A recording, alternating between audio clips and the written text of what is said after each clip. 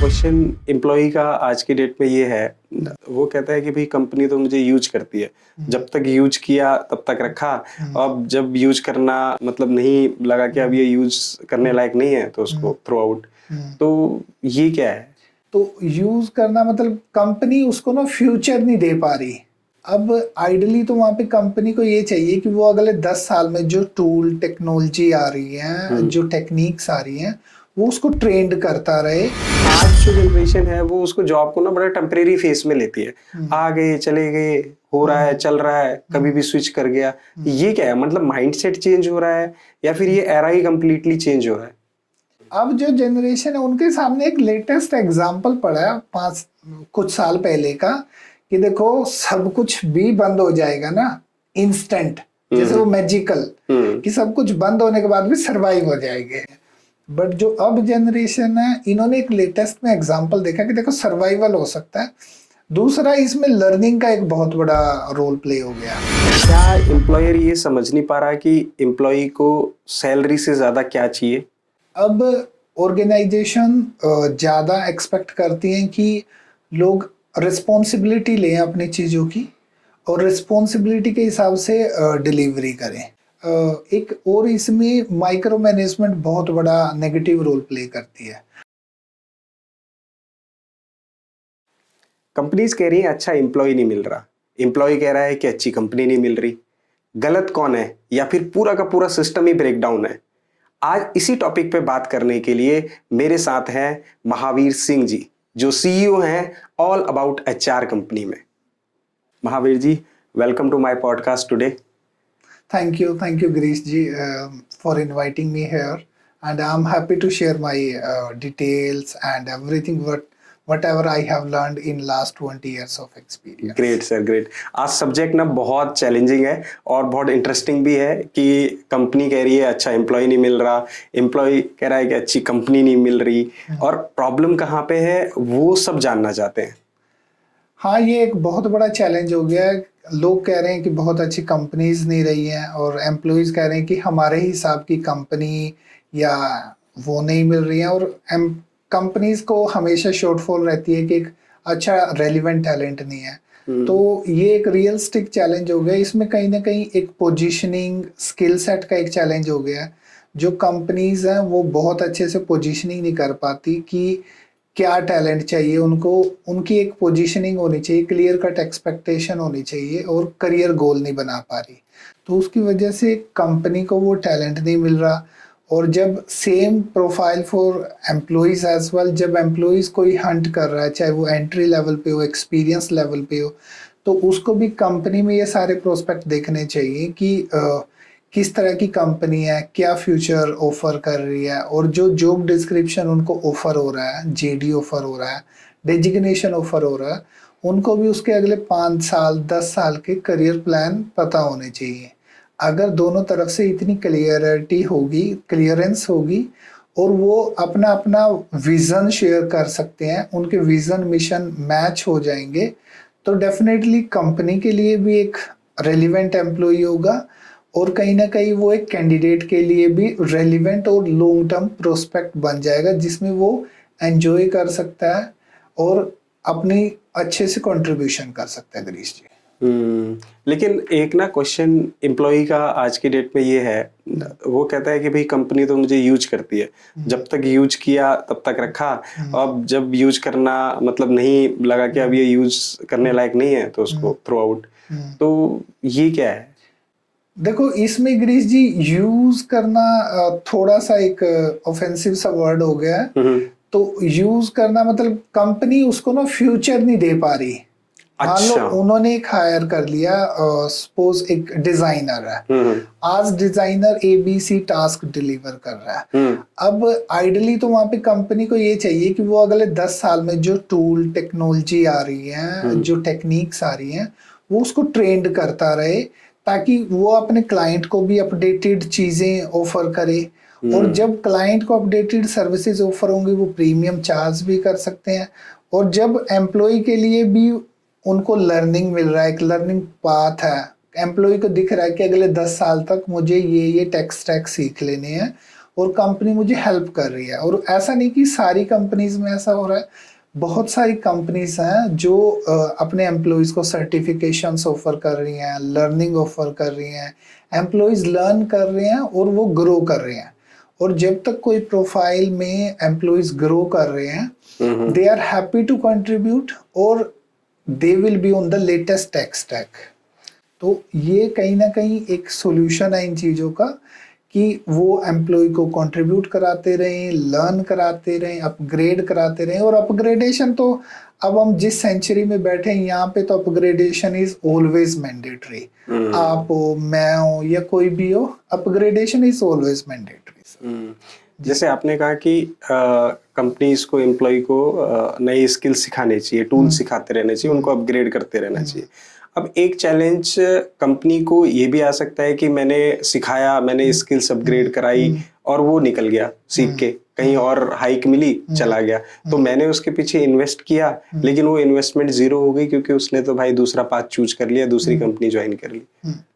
Fair possibility है इस चीज की भी। तो यही अगर गिरीश जी हम प्रैक्टिकल भी लाइफ देखते हैं तो हमें हर चीज में आरओआई नहीं मिलता, बट इसका मतलब ये नहीं है कि हम इन्वेस्ट नहीं करते। मान लो आपने साइमल्टेनियसली 2 प्रॉपर्टी में इन्वेस्ट किया, 3 में किया है, तो जरूरी नहीं है तीनों प्रॉपर्टियां आपको 100% 200% आरओआई दें। सेम एम्प्लॉइज का है, आप इन्वेस्ट करो एम्प्लॉइज में, उनको अच्छे लीडर्स बनाओ, उनको इतना काबिल बना दो कि उनको मार्केट में अच्छा ऑप्शंस दिखे, मिले। उसके बाद रिलेशनशिप बिल्डिंग होती है कि आपकी एम्प्लॉय एंगेजमेंट इतनी अच्छी होनी चाहिए, आपकी रिलेशनशिप बिल्डिंग इतनी अच्छी होनी चाहिए। एम्प्लॉइज एक अच्छा लीडर बन गया है, उसके अंदर वो क्वालिटीज हैं, पॉसिबिलिटी है कि आप वाली भी बात हो, बट अगेन इसमें सेकंड पॉसिबिलिटी भी है कि वो आपके साथ ही टिकेंगे और वो एक अच्छे लीडर की तरह टिकेंगे और वो एक अच्छी टीम भी डेवलप करेंगे कल आपके लिए, equivalent to themselves as well. मुझे एक शायद आई थिंक किसी का कोट याद आ रहा है यहाँ पे, मुझे आई डोंट नो, मैं नाम भूल गया, किसी आई थिंक ओरेकल या अमेरिकन एक्सप्रेस के सीईओ का ये है कि उनको इतना ट्रेंड कर दो कि वो बाहर अपॉर्चुनिटी तो मिले लेकिन वो उसको हमेशा याद रहे कि हाँ वो पीछे मैंने यहाँ से कुछ ऐसा कुछ। नहीं, ये टेक जायंट के सीईओ का एक लीडरशिप ट्रेट होता है एक्चुअली ये एक लीडरशिप ट्रेट माना जाता है। और मैंने भी अपने करियर में, और हम ऑल अबाउट एचआर में भी इसी ट्रेट्स पे काम करते हैं कि मेरे एम्प्लॉइज मेरे जिस लेवल तक वो ट्रेंड हो सकते हैं वो ट्रेंड हो, कल वो रिस्पॉन्सिबिलिटी लेंगे अपने टास्क की और वो डिलीवर करेंगे। दूसरा एक मिथ होता है कि आप एम्प्लॉइज को बहुत लिमिटेड से सिखा दो तो उसको डेवलप मत होने दो, तो उससे क्या है कि एम्प्लॉइज एक लूप में फंस जाता है, वही राउंड द लूप। तो एम्प्लॉइज को भी थोड़ी टाइम में 6 महीने, साल, 2 साल में पता लग जाता है कि इससे बाहर कुछ है ही नहीं है। तो उससे क्या है, उसका स्किल सेट नहीं अपग्रेड हो रहा, तो उसको मोटिवेशन नहीं मिलेगी। और जब स्किल सेट नहीं अपग्रेड होगा तो कल एम्प्लॉयर भी अच्छी सैलरी क्यों ऑफर करेगा, क्योंकि वो कंट्रीब्यूट तो उतना ही कर रहा है ना। अब जब वो कंट्रीब्यूट उतना कर रहा है तो उसको अच्छे अप्रेजल्स कंपनी भी नहीं दे पाएगी। तो इसका मोरल में सॉल्यूशन ये है कि आप अपने एम्प्लॉइज को with the passage of time upgrade करते रहें स्किल वाइज।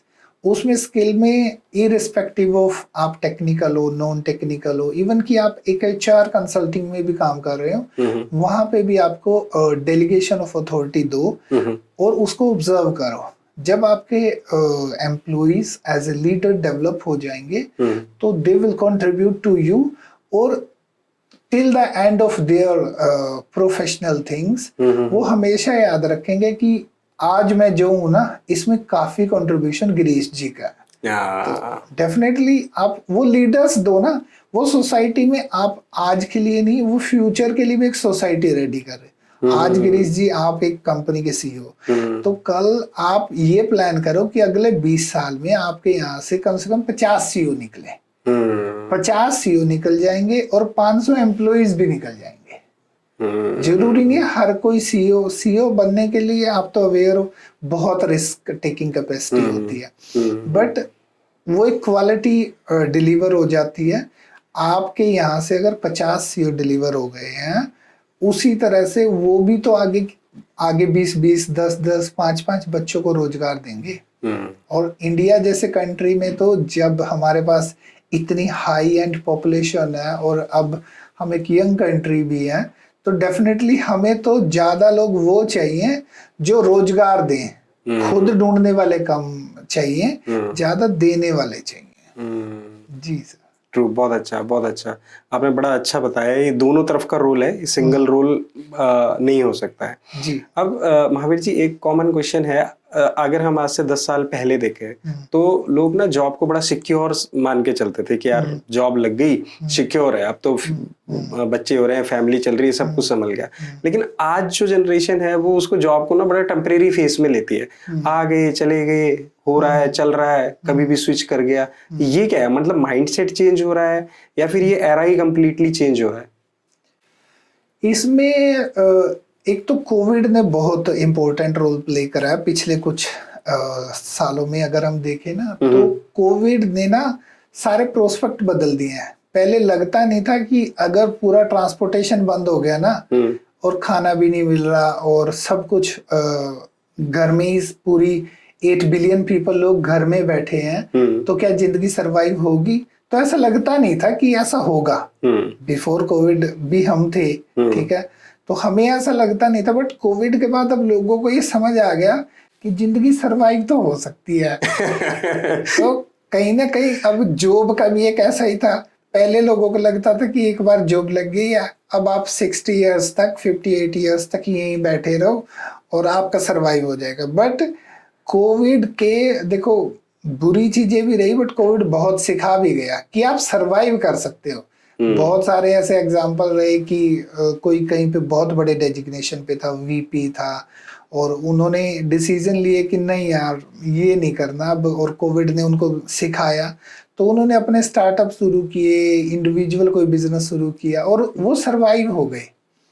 तो अब जो जनरेशन है उनके सामने एक लेटेस्ट एग्जाम्पल पड़ा है कुछ साल पहले का, कि देखो सब कुछ भी बंद हो जाएगा ना इंस्टेंट, जैसे वो मैजिकल, कि सब कुछ बंद होने के बाद भी सरवाइव हो जाएंगे। तो ऐसा नहीं कि लोगों में स्टेबिलिटी या वो चैलेंज है। अभी बहुत सारी कंपनीज, क्लाइंट ऐसे हैं, मैं जिन कंपनी के साथ एक्सपीरियंस में रहा लास्ट, उनमें बहुत सारे ऐसे एम्प्लॉय हैं जो 10 साल से 15 साल से बैठे हैं और वो अभी भी बैठे हैं। बट जो अब जनरेशन है, इन्होंने एक लेटेस्ट में एग्जांपल देखा कि देखो सर्वाइवल हो सकता है। दूसरा, इसमें लर्निंग का एक बहुत बड़ा रोल प्ले हो गया। अच्छा, पहले लर्निंग प्रोस्पेक्ट इतने नहीं थे, अब इंटरनेट, एआई कॉमन हो गया, इन हैंड हो गया, हम सब के, हमारे बच्चों के हैंड में हो गया एआई। तो उनको अगर कुछ सीखना है तो एक बड़ा एग्जांपल है कि आप कुछ भी सीखना है, आप उसको खोलो, practice it, go it and give a dedicated time to this and you will learn it, any new skill set. आपको मान लो आज से कल से आपको हायरिंग सीखनी है, आपको कोई एचआर कंसल्टिंग सीखनी है, मुझे डिजाइनिंग सीखनी है, तो अगर मैं डेडिकेटली काम करना शुरू करूंगा, लर्न करना शुरू करूंगा, तो कुछ टाइम के बाद आई कैन अर्न इट। तो ये एक नया प्रोस्पेक्ट है अब इस एरा का, इस जनरेशन का और इस टाइम का भी। अभी कुछ टाइम पहले ना मैंने एक सेलिब्रिटी शेफ के साथ इंटरव्यू किया था, तो उन्होंने मुझे बताया कि कोविड ने ना सबको शेफ बना दिया और फूड ब्लॉगिंग स्टार्ट कर दी कई लोगों ने। तो वो सही कह रहे हैं आप कि कंफर्ट में भी इतना डाल दिया लोगों को, और लोगों को ये भी समझ में आ गया कि सब कुछ बंद हो सकता है फिर भी जिंदगियां चल रही हैं, तो फिर why to take so much of risk और ये सब। तो ये सही, your point is very valid, आपने सही कहा, ये है पॉइंट। महावीर जी, एक क्वेश्चन और है, जैसे सपोज हमने जो एम्प्लॉयर रिलेशनशिप की बात की, वहाँ पे एक ये प्रॉब्लम भी है कि क्या एम्प्लॉयर ये समझ नहीं पा रहा कि एम्प्लॉय को सैलरी से ज़्यादा क्या चाहिए। मतलब कि जो कंपनीज हैं वो ये नहीं समझ पा रही कि सैलरी के अलावा भी एम्प्लॉय को बहुत सारी चीज़ें चाहिए होती हैं, या उनकी क्या एक्सपेक्टेशन है। ये भी एक रीज़न हो सकता है इसमें कन्फ्लिक्ट में। हाँ, ये एक मतलब ये एक रोल प्ले करता है। एक्चुअली अब के टाइम में एक्सपेक्टेशंस बदल गई हैं। जो आज से 10 साल 15 साल पहले लोग जॉब करते थे, उनको ये होता था कि they are decided for developing one things and they are doing it. अब क्या है कि अब ऑर्गेनाइजेशन ज़्यादा एक्सपेक्ट करती हैं कि लोग रिस्पॉन्सिबिलिटी लें अपनी चीज़ों की और रिस्पॉन्सिबिलिटी के हिसाब से डिलीवरी करें। कुछ ऑर्गेनाइजेशन में अभी इस तरह के चैलेंज होते हैं। हम देखते हैं कई क्लाइंटों को, वो कह रहे होते हैं कि नहीं बस एम्प्लॉय को इतना ही पता होना चाहिए, इतना बताना चाहिए, इतना ही काम देना चाहिए, जबकि वो उससे ज़्यादा कंट्रीब्यूट कर सकते हैं। तो आप लोगों को ओनरशिप की सेंस, हम अपने घर में भी बच्चों को जब डेवलप कर रहे होते हैं तो कई बार being a parents, I have 2 kids, तो हमारे साथ भी ऐसा होता है। हम उनको सेंस ऑफ ओनरशिप देते हैं कि आप फ्री हो, you can choose any colour, you can choose any food, you can choose any dress, but हम बता देते हैं नॉलेज के लिए कि ये होता है, इसका ये इफेक्ट होता है और इसका ये इफेक्ट होता है, बाकी choose it, you will learn from it. जब वो लर्न करेंगे तो फिर वो फ्यूचर के लिए लाइफ लॉन्ग उनके लिए लर्निंग हो जाएगा कि अगर मुझे ये खाना है या ये चूज करना है, इसका ये इफेक्ट होता है। जबकि अगर हम ही एक और इसमें माइक्रो मैनेजमेंट बहुत बड़ा नेगेटिव रोल प्ले करती है। आज के टाइम में एम्प्लॉय कहीं ना कहीं सेल्फ ओनरशिप पे मूव हो गया। ओनरशिप लेते हैं, जो अब जनरेशन है वो ओनरशिप लेते हैं, फ्रीडम चाहते हैं कि उनको फ्रीडम भी मिले। मैंने अभी कुछ टाइम पहले स्टडी पढ़ी थी, उसमें क्या था कि जो अब जनरेशन है वो वीकेंड पे ट्रैवल की बजाय ज्यादा घर पे टाइम बिताते हैं और मतलब कहीं ना कहीं वो एक रिलैक्सिंग वीकेंड प्लान कर रहे होते हैं। तो हालांकि travel is one of the finest thing in to the globe, but again वो उनकी चॉइस है कि वो क्या प्लान कर रहे हैं।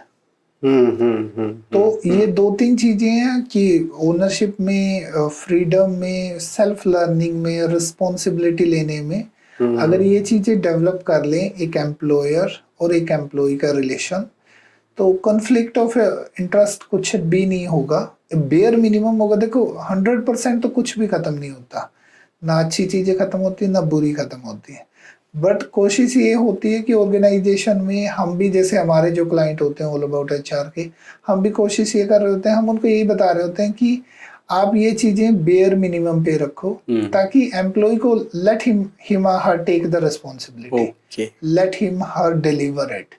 उसके बाद कल उसको बताया जा सकता है कि देखो ये आपकी सोल रिस्पॉन्सिबिलिटी थी and you delivered it very good, and vice versa.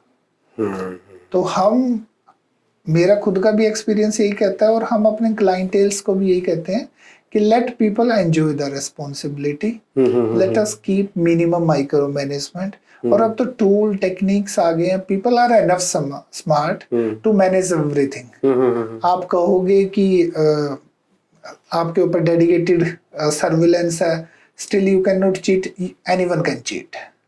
बिल्कुल।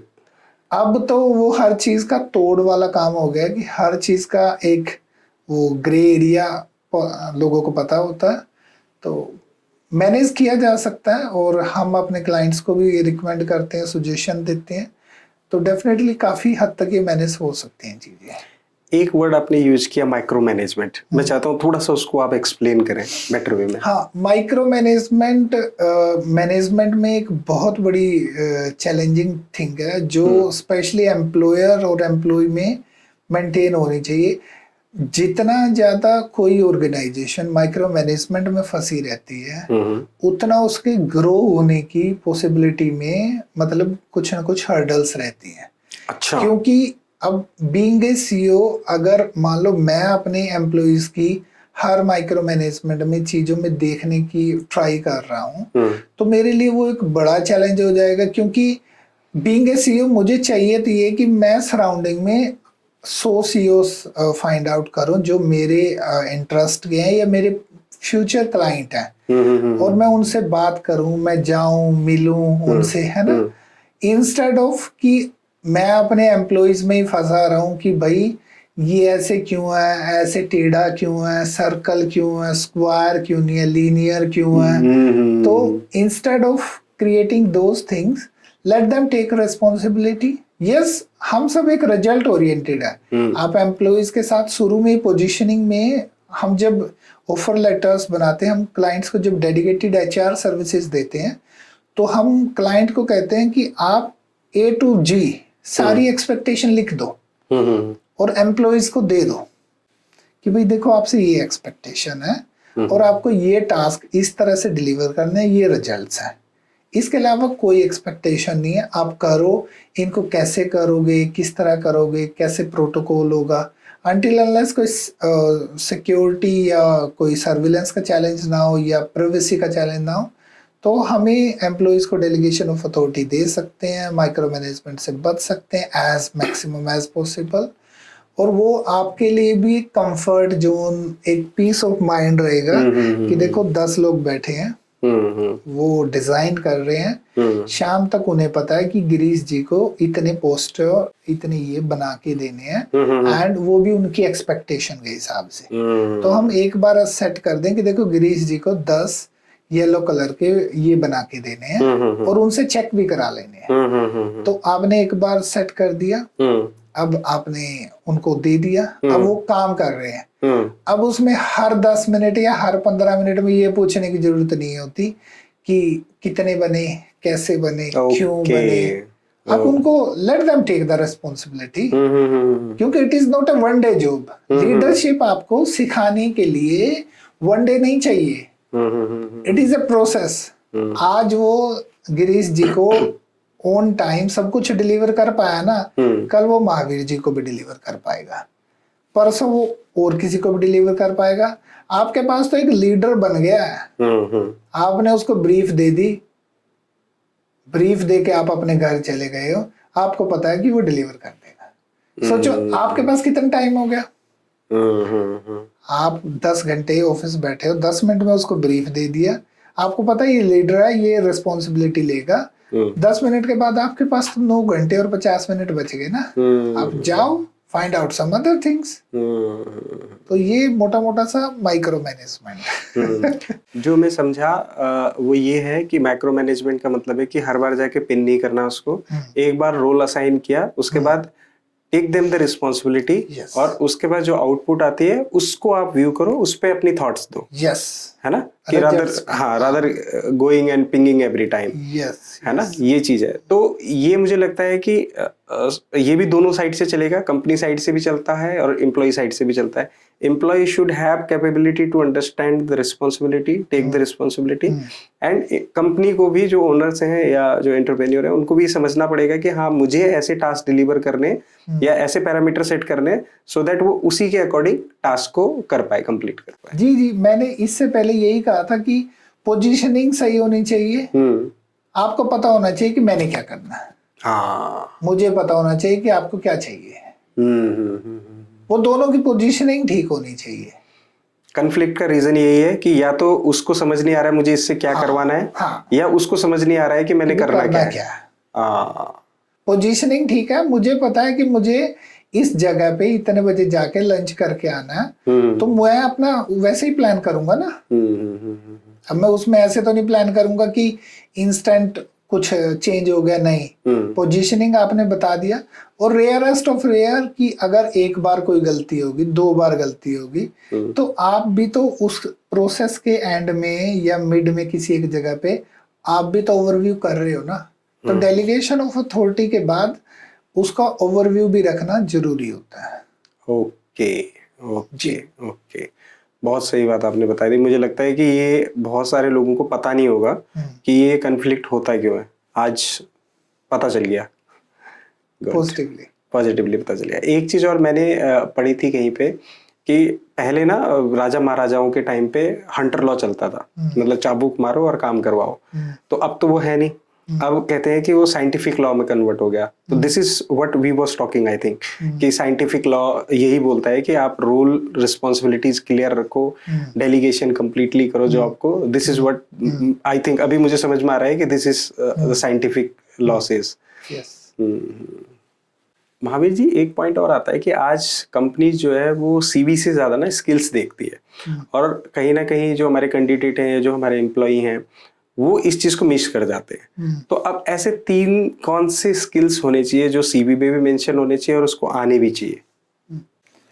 गिरीश जी, हम सीवी पे बहुत फोकस करते हैं। मैं खुद 18 साल से रिक्रूटर हूँ। रिक्रूटर मींस मैं आज भी सीवी, आज सुबह भी मैं एक सर्वेयर के सीवी पढ़ के आया हूँ। ओके। सर्वेयर, हाँ, सर्वेयर नेशनल हाईवे के प्रोजेक्ट पे सर्वेयर होते हैं। तो मैं आज भी सीवी पढ़ के आया हूँ सुबह आपके इंटरेक्शन से पहले। तो सीवी एक बहुत इंपॉर्टेंट डॉक्यूमेंट है, और जैसे सीवी पे फोकस करने के लिए बहुत इंपॉर्टेंट रोल्स रिस्पॉन्सिबिलिटी होती हैं जो कैंडिडेट के पास हैं, वो उनको मेंशन करे, वो यूज करे। तो 3 अगर मैं स्किल सेट आपको बताना पसंद करूं कि जो सीवी में होने चाहिए। फर्स्ट तो कि उनकी जो टेक्निकल लिटरेसी है वो बहुत अच्छे से डिफाइन होनी चाहिए। अच्छा। हम एक एग्जांपल ले लेते हैं कि मान लो एक सॉफ्टवेयर इंजीनियर है, उसको क्या लैंग्वेजेस आती हैं और वो किस एक्सटेंट तक उनको डिलीवर करता है। ओके। और उसमें जैसे उसका कोड है, उसने कोई सैंपल प्रोजेक्ट किए हैं। जैसे आजकल तो लगभग हर स्किल सेट के टेक्निकल लोग गिटहब पे करते हैं और डिजाइनर बिहांस पे करते हैं। उसी तरह मतलब वो अपना एक पोर्टफोलियो डेवलप करके रखें। इवन कि खुद की एक वेबसाइट भी डेवलप कर सकते हैं अगर वो एक पोर्टफोलियो की तरह बना लें। वो एक बहुत फाइनेस्ट थिंग होती है। अच्छा। उसमें क्या है कि वो अपने अनटिल अनलेस कोई कॉन्फिडेंशियलिटी का चैलेंज ना हो, वो अपने प्रोजेक्ट मेंशन कर सकते हैं या प्रोजेक्ट के टाइप मेंशन कर सकते हैं। तो फर्स्ट उनकी टेक्निकल लिटरेसी बहुत इंपॉर्टेंट है जो स्किल सेट में होनी चाहिए। अब वो टेक्निकल लिटरेसी हो या नॉन टेक्निकल, वो दोनों। दूसरा अब आ गया आईटी लिटरेसी। अब जो ये एआई की जनरेशन आ गई है, एआई आ गया, ये बहुत फ्रूटफुल है उनके सीवी में होना। ओके। हाँ, उनके सीवी में कि वो अगर कोई आईटी लिटरेसी में यूज करते हैं, चैट जीपीटी यूज करते हैं, टूल्स यूज करते हैं, वीलुकअप यूज करते हैं, कैनवा यूज करते हैं, तो वो किस लेवल का करते हैं। स्केच यूज करते हैं या कंटेंट के लिए वो कोई टूल यूज करते हैं कि कंटेंट रिफाइनमेंट के लिए, या वो टेस्टिंग के लिए कोई टूल यूज करते हैं, या सर्वे के लिए कोई टूल यूज करते हैं। वो टूल किस तरह यूज होता है, क्या यूज करते हैं और उससे वो क्या रिजल्ट्स निकाल सकते हैं। क्योंकि अब मोर और लेस हर फील्ड में, आईटी नॉन आईटी सब में, टूल्स बहुत इंपॉर्टेंट रोल प्ले कर रहे हैं। इवन कि आप चैट जीपीटी यूज करते हो या एआई के किसी भी टूल से आप कोडिंग कर सकते हो, तो ये सारी चीजें इंपॉर्टेंट रोल प्ले करती हैं। तीसरा इसमें जो एक और इम्पोर्टेंट स्किल रह गया कि सीवी में आपके रेलिवेंट स्किल सेट होने चाहिए। अच्छा। हमने एक लेटेस्ट केस स्टडी की थी, मैंने खुद की थी। उसमें क्या था कि एक एचआर का प्रोफाइल है। अब एचआर के प्रोफाइल में सब कुछ अच्छा, उसने अच्छा एक्सपीरियंस है, वो किसी लिमिटेड कंपनी में काम कर रहा है एम्प्लॉई। बट जब मैंने उससे पूछा कि आपको कॉल्स आती हैं क्या एचआर की जॉब के लिए, सीवी देख के, उसने कहा कि नहीं आती। तो मैं किसके लिए आती है, उससे पहले वो आंसर देता। मैंने उसको बताया कि मैं बताऊं किसके लिए आती है, कि बताओ। मैं कहा आपको एडमिन की जॉब के लिए कॉल आती होंगे, हाँ। ऑफिस एडमिन की जॉब आती होंगे, हाँ। तो मैं कहा एचआर की जॉब्स की कॉल आती है, कि नहीं आती। सोचो। और वो खुद एचआर में है, एक बहुत बड़ी कंपनी में भी है। उसके सीवी में उसके स्किल सेट नहीं लिखे हुए। स्किल सेट में उसने जेनरिक लिख दिया कि मैं एडमिन भी मैनेज करता हूँ या करती हूँ, मैं ऑफिस की वो एडमिन की रिस्पॉन्सिबिलिटी भी देख लेती हूँ, एडमिन को मैनेज भी कर लेती हूँ। तो जो हमारा गूगल का एल्गोरिदम है, नौकरी का एल्गोरिदम है, लिंक्डइन का एल्गोरिदम है, ये सारे कीवर्ड पे ही चलते हैं। और ये एक बड़ा चैलेंज है।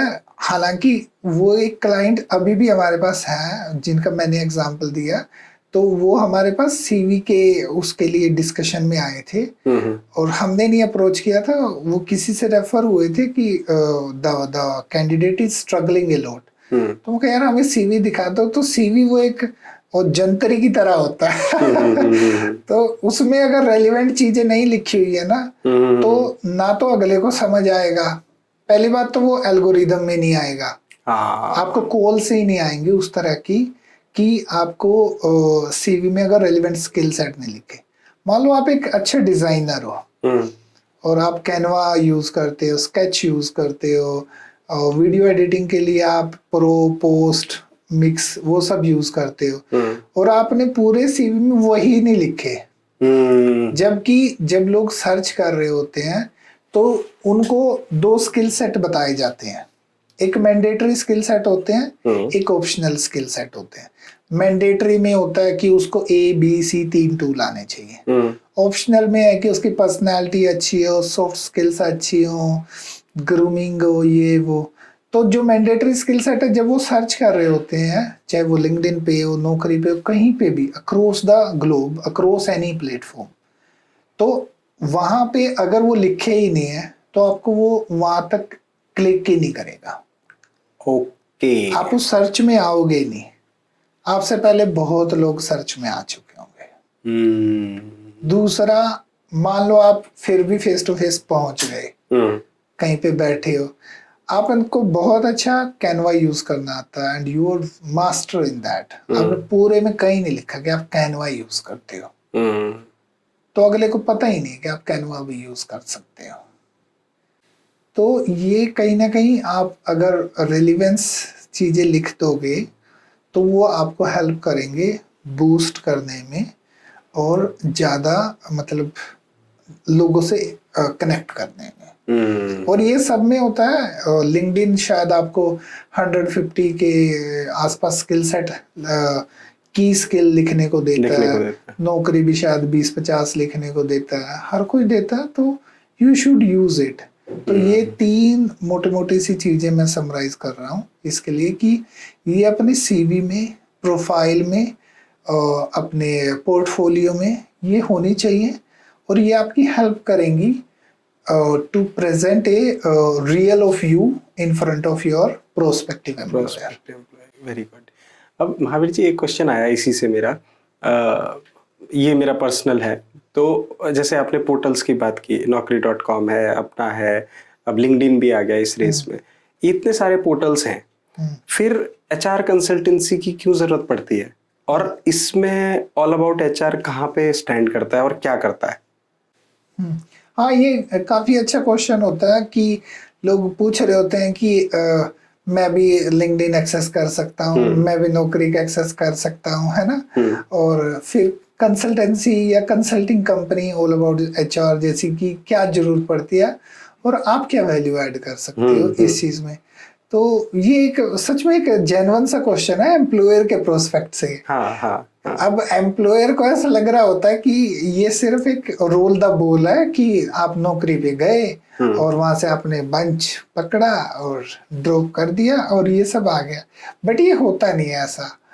हमारे पास आज भी ऐसे क्लाइंट हैं और मार्केट में आज भी बड़ी बड़ी आप जॉइंट कंपनियां देख लो, बिग 4 देख लो, वो सब क्यों कंसल्टेंट के थ्रू हायर करती हैं? क्योंकि हम हायरिंग के स्पेशलाइज होते हैं और हम उनसे उन हर लेवल पे डिस्कशन कर रहे होते हैं कि जहां तक नीडेड है। अब मान लो एक हम किसी मीडियम कंपनी का भी एग्जांपल ले लें, उनके पास खुद 2 HR हैं, 3 हैं, ठीक है, तो उनके पास मल्टी थिंग्स होती हैं, मल्टीपल पोर्टफोलियो है उनके, ये चीज़ है, ये इवेंट है, एम्प्लॉय एंगेजमेंट है, एक्टिविटी है, वो करना है, वो करना है।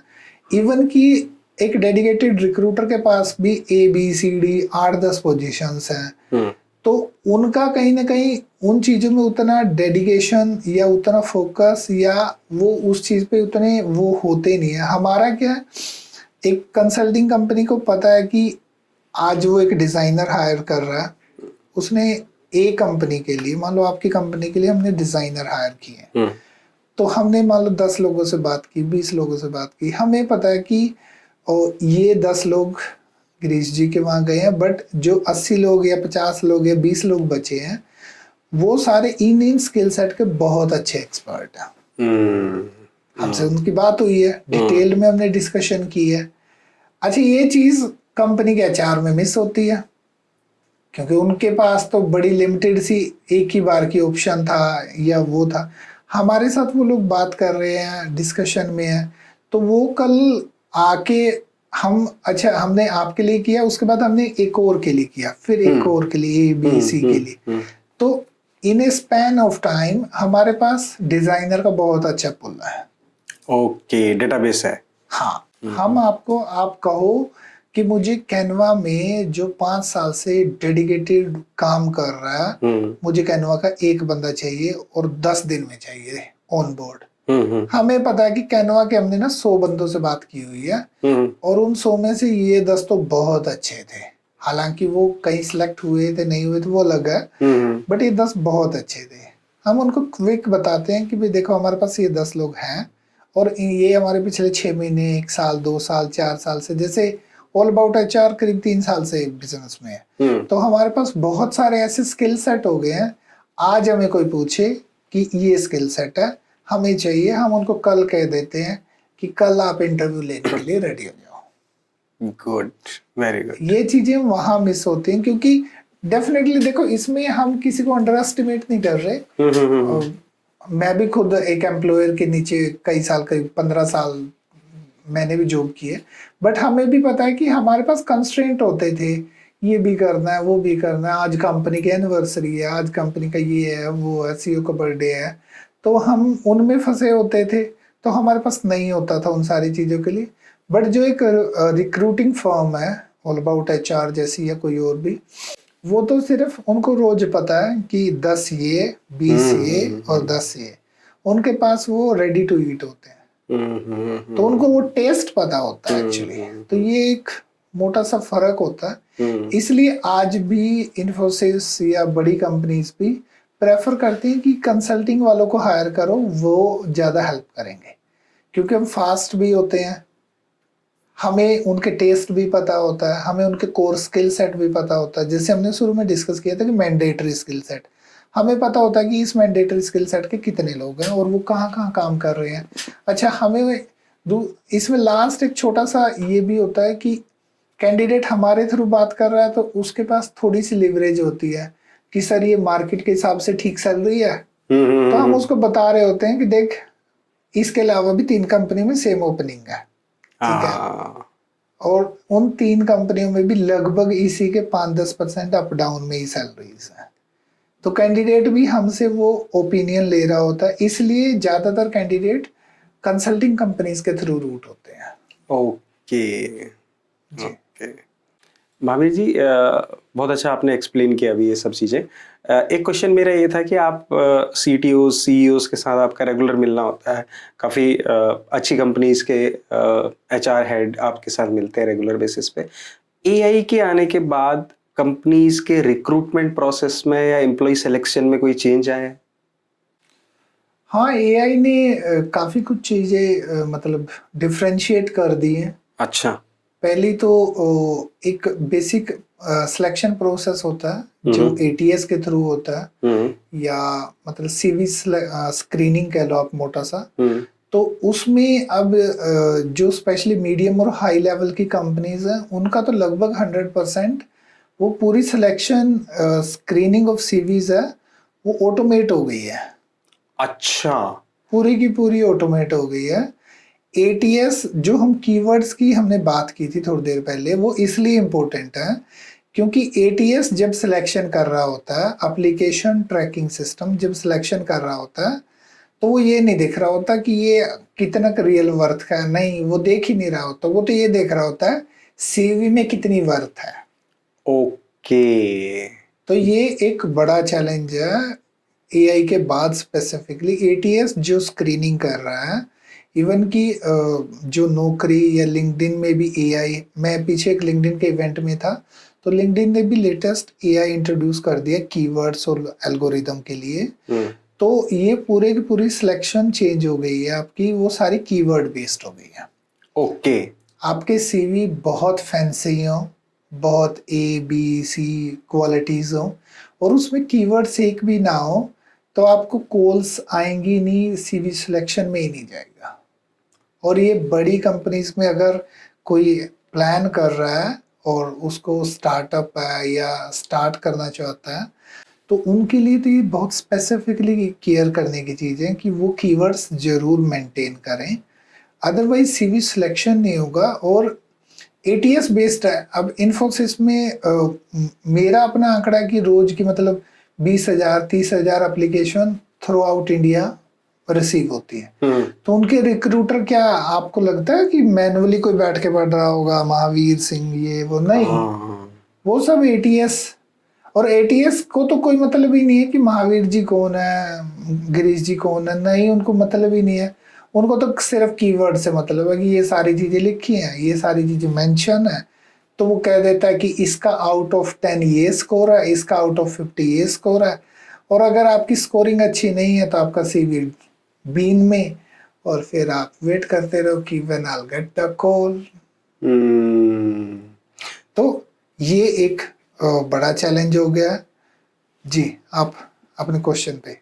मेरा क्वेश्चन मैं फिर रिपीट कर रहा हूँ। तो ये आपने बताया कि एटीएस के आने के बाद में ये चीज हो गई। हाँ। अब सपोज मान लीजिए ये तो हो गया रिक्रूटमेंट प्रोसेस। अब मैं ये कहता हूँ कि जो एम्प्लॉई है, सॉरी एम्प्लॉयर है, जो कंपनी है, वो किस तरीके के कैंडिडेट को ढूंढना पसंद कर रही है आफ्टर हैविंग एआई? हाँ, ठीक है। इसमें अब जो एम्प्लॉयर की एक्सपेक्टेशन है, मैं पीछे कुछ दिन पहले एक सीटीओ से इंटरेक्शन में था, तो मैंने उनसे वैसे जेनरिक पूछा था कि अब आपकी क्या चॉइस होती है और किस तरह काम करते हो। वो बहुत अच्छी कंपनी है, ये मोहाली बेस्ड, और वो AIML में काम कर रहे हैं। और हाँ, उनका क्लाइंट भी कैलिफोर्निया का था। तो उन्होंने एक सरप्राइज करने वाली चीज ये बताई कि हमारा क्लाइंट हमें कह रहा होता है कि भाई आप AI के जितने टूल है सारे यूज करते हो कि नहीं करते हो। ओके। चाहे वो कोडिंग के लिए हो, डिजाइनिंग के लिए हो, टेस्टिंग के लिए हो। तो मैंने पूछा कि तो ये कैसे कैरी फॉरवर्ड हो रहा है? तो अब इसका आंसर जो है वो आपका आंसर है कि एम्प्लॉयर ये कह रहा है कि भाई मेरा क्लाइंट ही मुझसे ये कह रहा है कि आप सबसे लेटेस्ट टेक्नोलॉजी टूल्स वो यूज करो, और जो कोडिंग में वो आपकी हेल्प कर सकता है, कोडिंग में आपका टाइम बचा सकता है, सेव कर सकता है। आपका टाइम बचेगा तो डेफिनेटली क्लाइंट की कॉस्ट भी बचेगी। तो अब जो टेक्निकल हेड है या कंपनीज के सीईओस हैं, वो कहीं ना कहीं इन बातों के लिए अपनी टीम को भी प्रमोट करते हैं कि अगर आप एक रिफाइन कोड या एक refine work with the help of AI या कोई टूल कर सकते हो और कर रहे हो, तो why not, let's go for it. पहले ऐसा नहीं होता था। मैं 2008-9-10 से मैं कोबोल, एक बहुत पुरानी लैंग्वेज हुआ करती थी, तो मैंने कोबोल की भी हायरिंग किया। कोबोल, VB.NET, C#, मैं तब से हायरिंग में हूँ। और हायरिंग मुझे बर्डन नहीं लगता, मुझे लोगों से बात करना, उनको कुछ बताना अच्छा लगता है। तो उस टाइम ऐसा नहीं होता था कि कोई शॉर्टकट से ना कोड डेवलप कर दे तो उसको चीटिंग कहा जाता था। अब नहीं है वो। अब तो चैट जीपीटी आपके लिए काम कर रहा है, मेरी खुद की ईमेल्स ड्राफ्ट कर देता है। प्रीमियम AI है जैसे लिंक्डइन पे भी, तो उसमें क्या है, मैंने जिसको मैसेज भेजना है ना, तो मैं उसको सिर्फ कंटेक्स्ट लिख देता हूँ इन ईमेल्स में कि मुझे इस क्लाइंट को इस कॉन्टेक्स्ट में मैसेज भेजना है, प्लीज राइट डाउन 1। तो क्योंकि चैट जीपीटी को प्रोफाइल याद है, तो वो वहां से वो सोर्स करता है, वो लिख देता है कि all about HR is this, we are doing this, this is the latest we have done, we delivered. वो पूरा कंटेक्स्ट उसको याद है और वो डिलीवर कर देता है। तो ये एक प्रोस्पेक्ट है जो एम्प्लॉयर देख रहे हैं। अब इसी में मैं एक और चीज ऐड कर रहा हूं कि अब कोई एक्सपीरियंस प्रोफेशनल है, उसको क्या AI में अडोप्शन होनी चाहिए और क्या कर सकता है वो अपनी चीजों में, ताकि वो अपडेट रहे, वो अपग्रेड रहे। तो ये चाहे वो एंट्री लेवल पे हो, एक्सपीरियंस्ड पे हो, उसको अपना टेक स्टैक बिल्कुल अपडेट करना पड़ेगा। उसको हर टूल के यूजेबिलिटी और क्या उससे वो डिलीवरेबिलिटी कर सकता है। इंटरव्यू में ये क्वेश्चन पूछे जाते हैं आजकल कि अगर आप AI टूल यूज करते हो ABC, उसका सब्सक्रिप्शन A अमाउंट है, ठीक है, तो ये अगर हम आपको प्रीमियम दे दें, ठीक है, तो आप उससे क्या वैल्यू ऐड कर सकते हो? ये क्वेश्चन पूछे जाते हैं और उसका आंसर भी कैंडिडेट देते हैं कि आप मुझे इसका प्रीमियम लेके दे दो, मैं आपकी इतनी कॉस्ट बचा सकता हूँ, इतना टाइम बचा सकता हूँ। तो ये डेफिनेटली दोनों तीनों के लिए, इवन की एम्प्लॉय, एम्प्लॉयर और क्लाइंट, तीनों के लिए कॉस्ट सेविंग है, फास्ट है, इजी है और लेटेस्ट आईटी स्टैक है। तो डेफिनेटली जब मार्केट में कुछ है तो अवेलेबिलिटी है उसकी, तो आपको यूज करना चाहिए। अब यहाँ पे एक क्वेश्चन ये आता है महावीर जी कि जो लोग ऑलरेडी प्रोफेशन में हैं, जॉब में हैं, वो तो 9 to 5 में फंसे हुए हैं, वो कैसे एआई को अडॉप्ट करेंगे, वो कैसे स्किल सेट गेन करेंगे? अगर वो गेन नहीं करेंगे तो हो सकता है एक दिन उनको थैंक यू सो मच बोल दिया जाएगा, और अगर करते हैं तो उनके पास टाइम है नहीं, क्योंकि वो फंसे हुए बुरी तरीके से अपने वर्क कल्चर में, इन सब चीजों में। वो कैसे हो सकता है?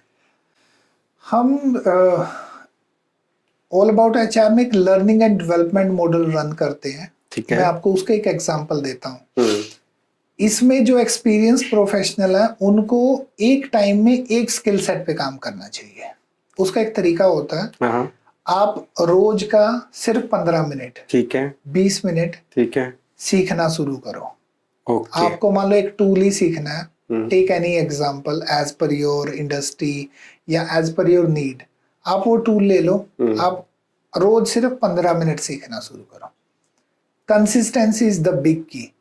मंडे से फ्राइडे आपने 15 मिनट वो सीखा, सैटरडे संडे उसको 15 मिनट की जगह 2 घंटे प्रैक्टिकल ट्राई करो। मान लो अगर वो डिजाइन है तो आप कह दो कि वो गिरीश जी आप मुझे अपने आप कोई काम दे दो, मैंने डिजाइनिंग सीखी है, थोड़ी सी करके दिखाऊं। या कोडिंग है, आप एक सैंपल प्रोजेक्ट बना सकते हो।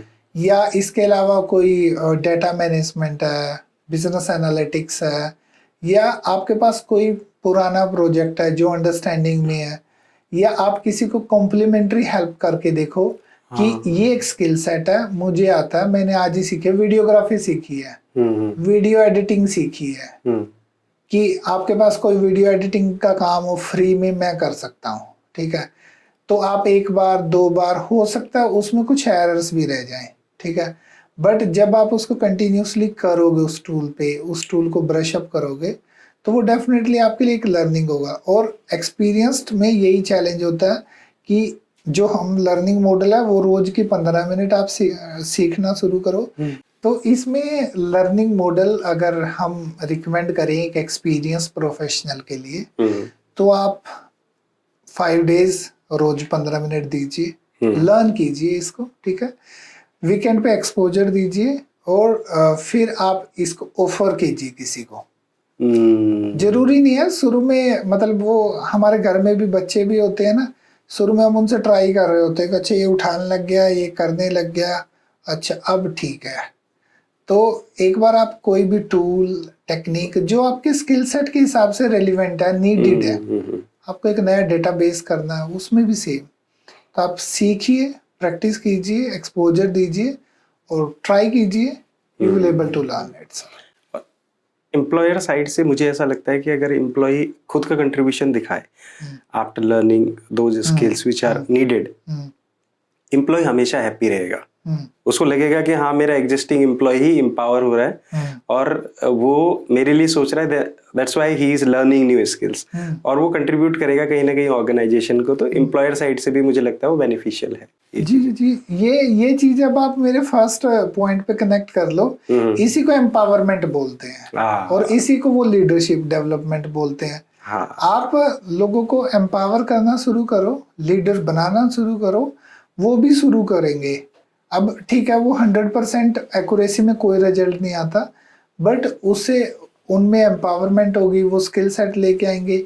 तो इंस्टेड ऑफ एक स्किल सेट के, एम्प्लॉयर भी कभी प्रेफर नहीं करता कि सिर्फ एक स्किल सेट के लिए मुझे कोई हायर करना पड़े, क्योंकि उसके लिए कॉस्ट है, रनिंग कॉस्ट है, मंथली लायबिलिटी हो जाती है। इंस्टेड वो अप्रिशिएट करेगा कि कोई उसके एग्जिस्टिंग टीम से उस टूल को सीखे, 2 महीने में सीखे, 3 में सीखे, 6 महीने में सीखे और ट्राई करे।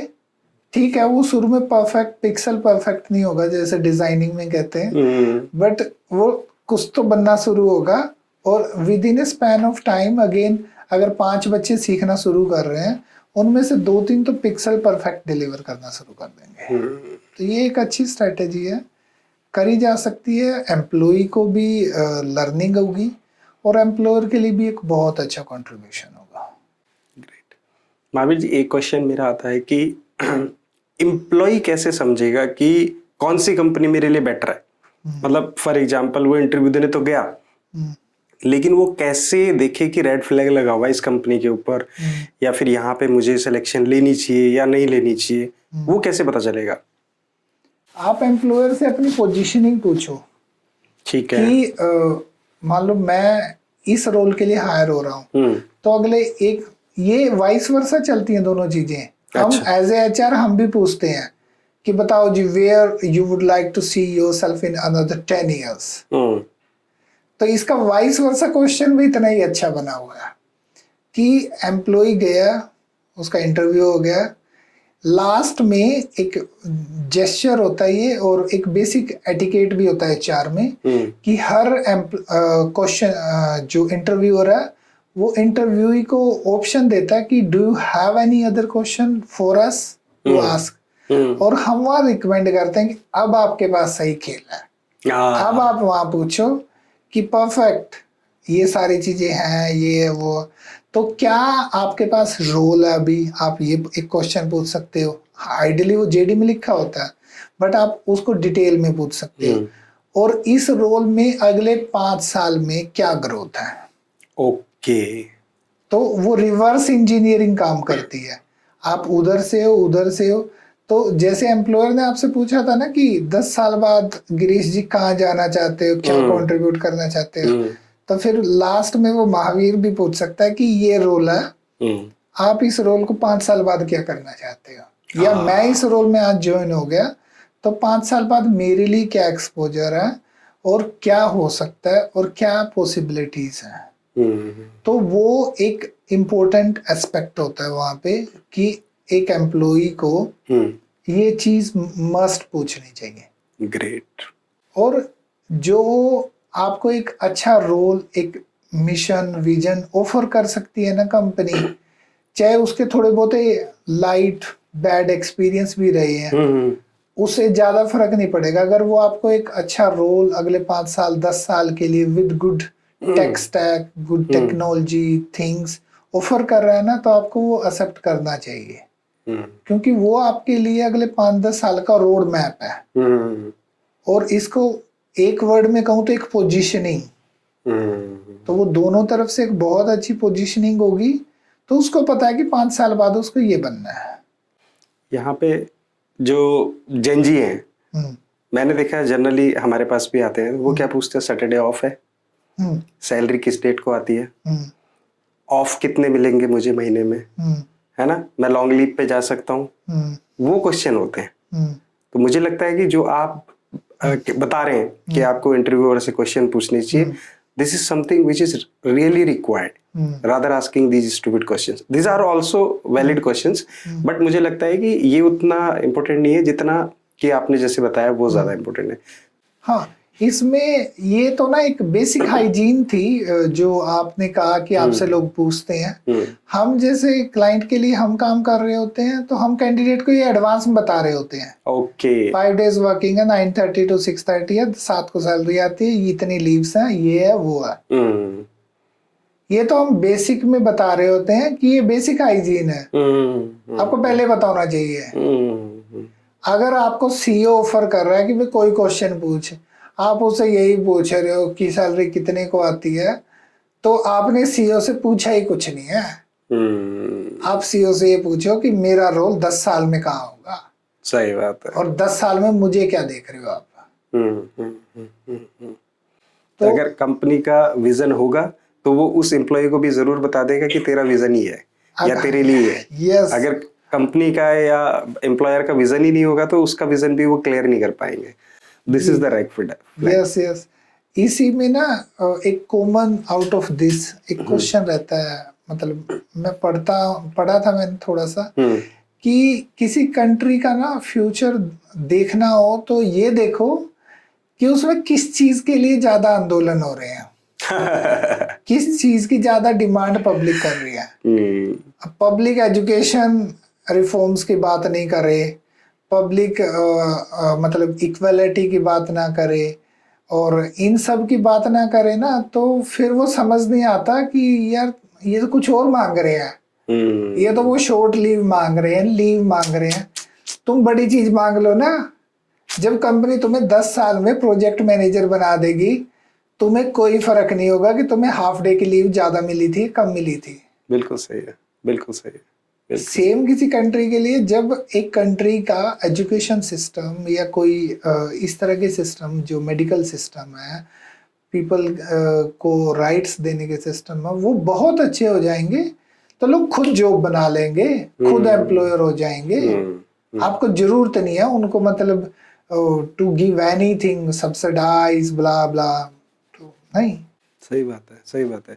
और मुझे भी ऐसा लगता है कि आज हमने जो टॉपिक टच किया ना सर, वो एम्प्लॉय और एम्प्लॉयर साइड से दोनों से रिलेट करता है। बिकॉज अभी अगर हम नेबरिंग कंट्रीज को देखेंगे, चाहे हम नेपाल देख ले, बांग्लादेश देख ले, श्रीलंका देख ले, तो वहां पे जो फाइट हुई या फिर जो सत्ता परिवर्तन हुआ, वो इन्हीं चीजों के लिए हुआ कि अपॉर्चुनिटी नहीं मिल पा रही है यूथ को, बिकॉज यूथ की रिक्वायरमेंट को समझ नहीं पा रही गवर्नमेंट। तो गवर्नमेंट में हो सकता है वो लोग नहीं बैठे हैं या उस तरीके से पॉलिसी मेकिंग नहीं हो रही है, तो ये कहीं ना कहीं डिस्कनेक्ट है।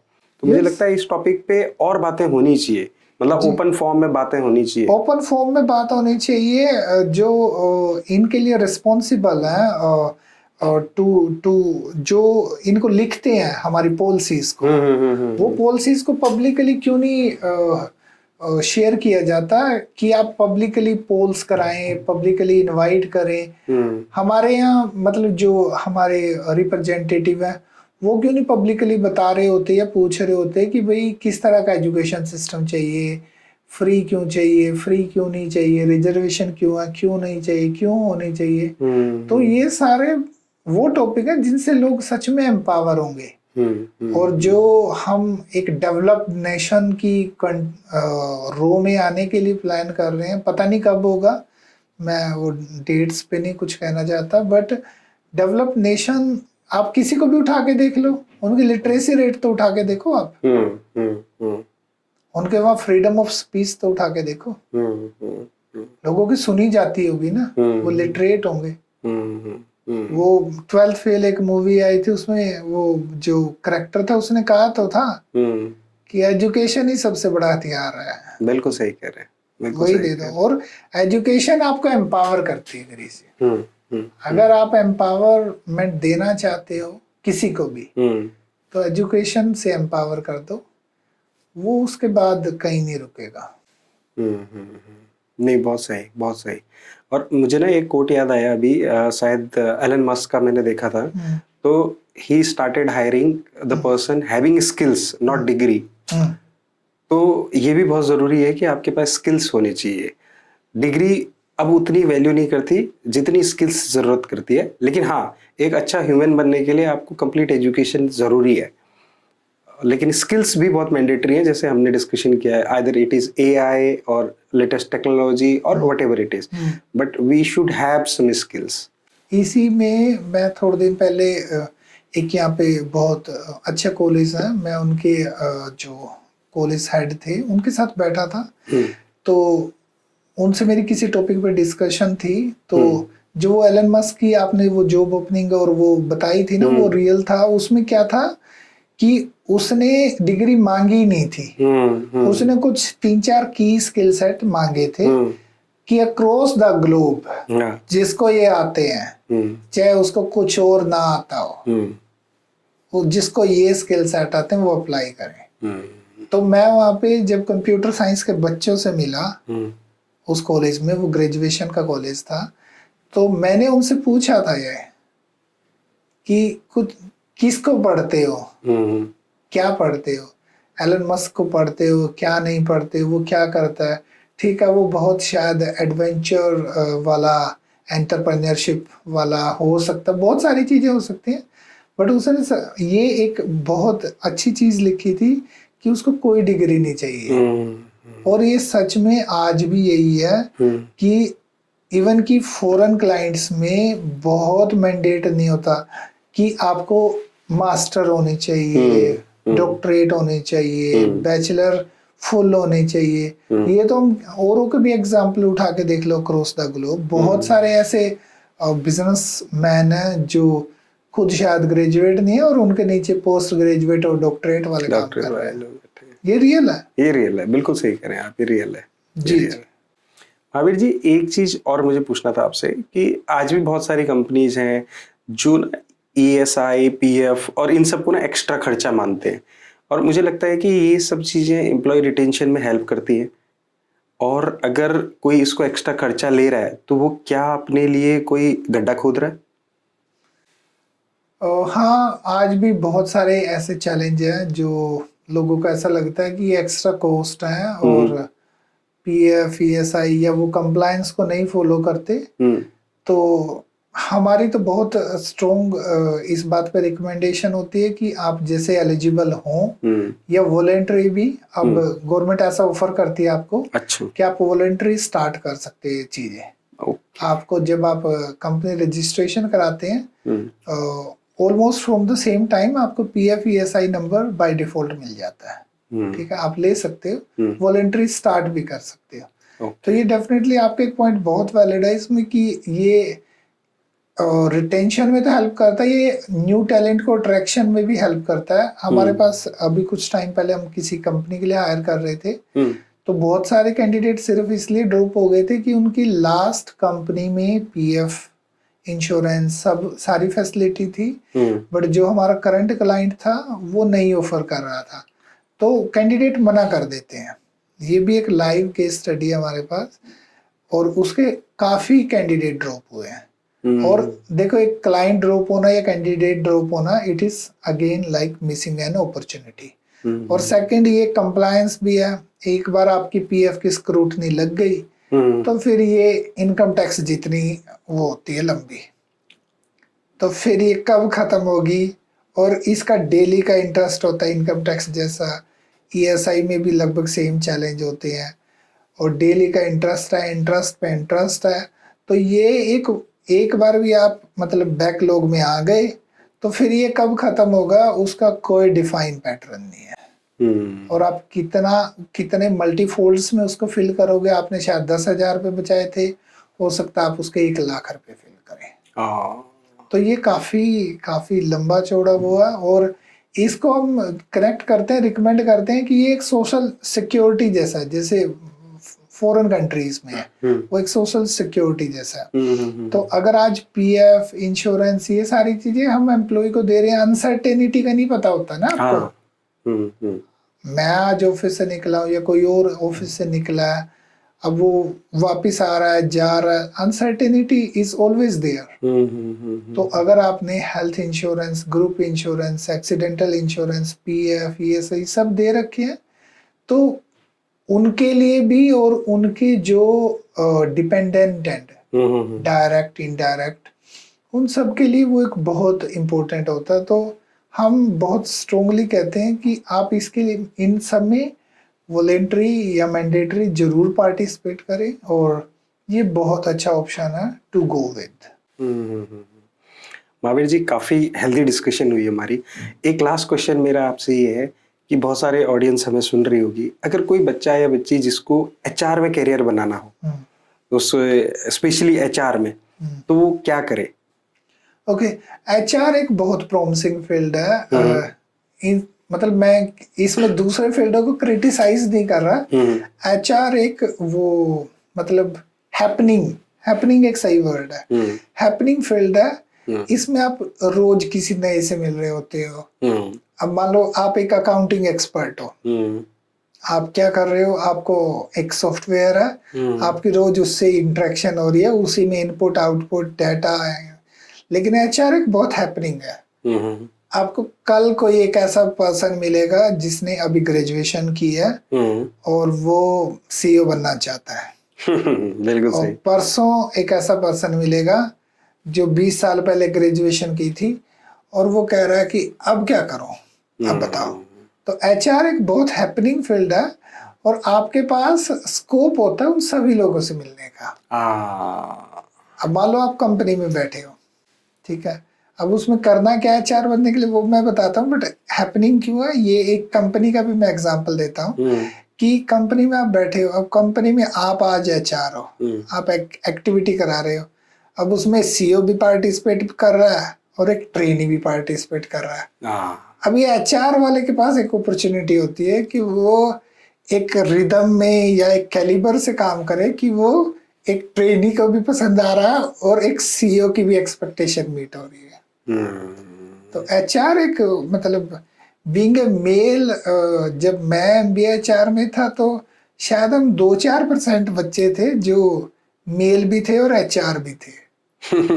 और एचआर को ऐसा कहा जाता था कि ये तो शायद फीमेल स्पेसिफिक फील्ड है, बट नहीं, आज भी मेरे सर्कल में बहुत सारे मेल एचआर हैं जो they are doing very good things.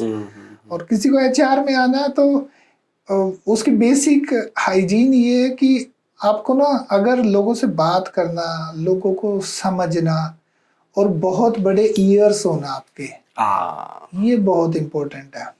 मैं एक बार एक कॉलेज में गेस्ट लेक्चर पे था, तो वहां पे एक बच्चे ने, शायद एमबीए का बच्चा था, उसने पूछा था कि एम्प्लॉय कॉन्फ्लिक्ट को कैसे सोल्व करते हो।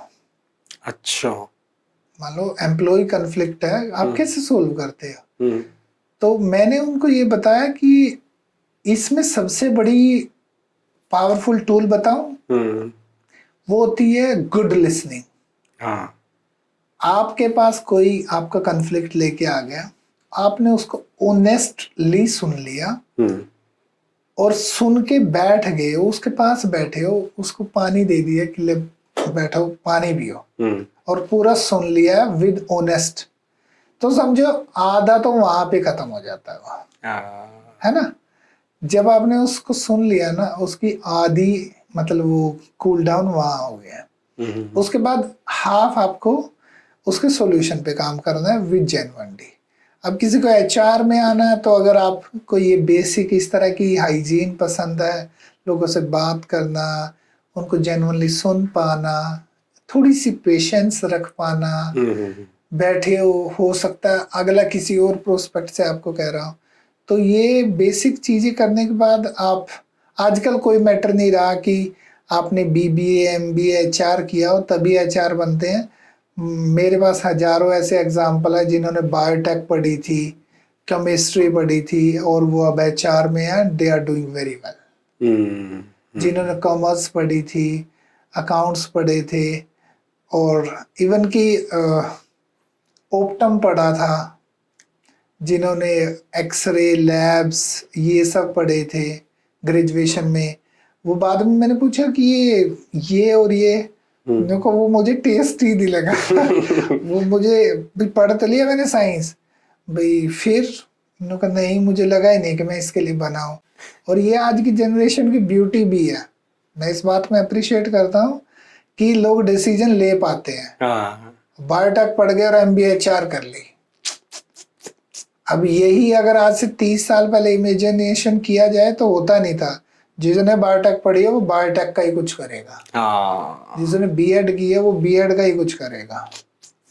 तो ये आज की जनरेशन की ब्यूटी है, और अडेप्टेशन, चेंज, ये सब चलता है, चलना चाहिए।